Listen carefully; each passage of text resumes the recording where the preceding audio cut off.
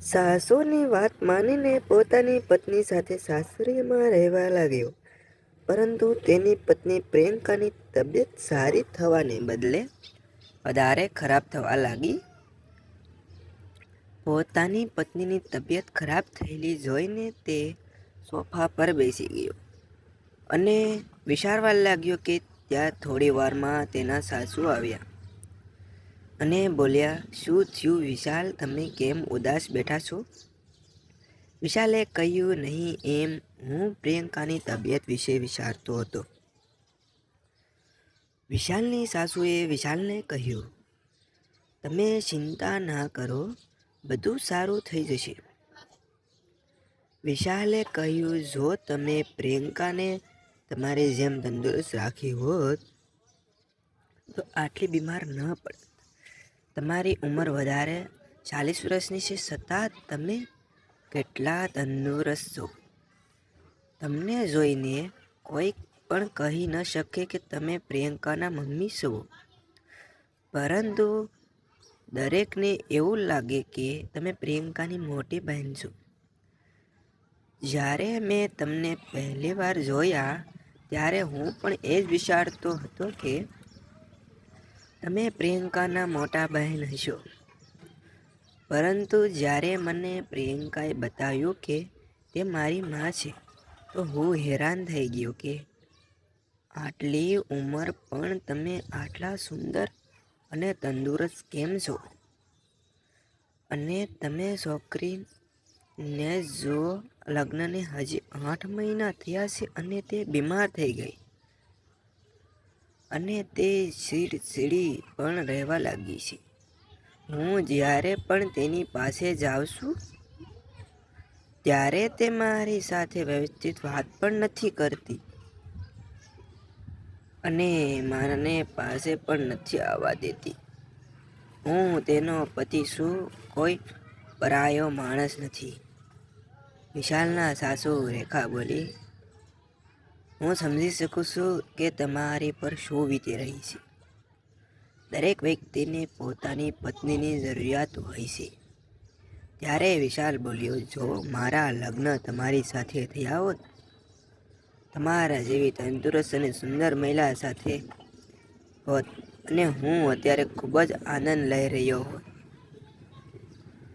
તો વિશાલના સાસુ બોલ્યા, "હજી પણ કાંઈ બગડ્યું નથી. તમે અત્યારે પણ આનંદ કરી શકો છો. તમે મારી સાથે હજી પણ લગ્ન કરી શકો છો. અને આમ જુઓ તો હું પણ તમને પસંદ કરું છું. મારા વાલા જમાઈ, જો તમને મારી છોકરી સાથે લગ્ન ન કર્યા હોત તો હું તમારી સાથે લગ્ન કરી લેત."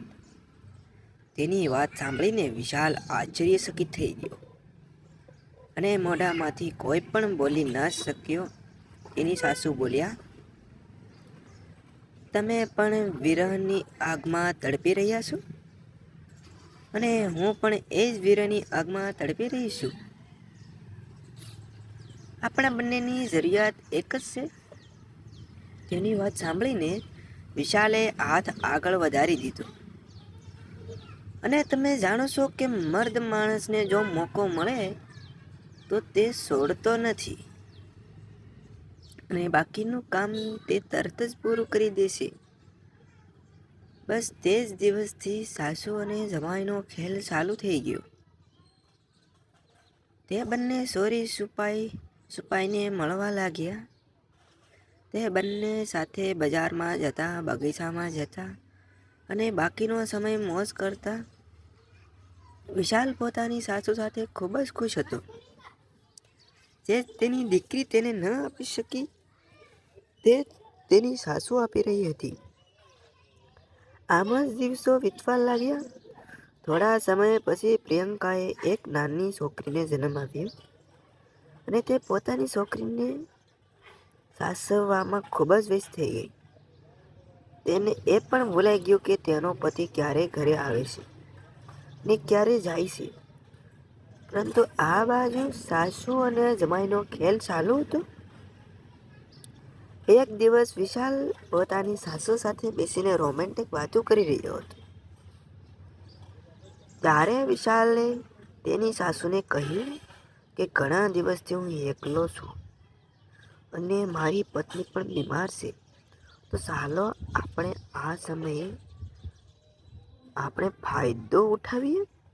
એટલે કહીને તેની સાસુ નજીક આવી ગયો અને એકબીજાને વહાલ કરવા લાગ્યા.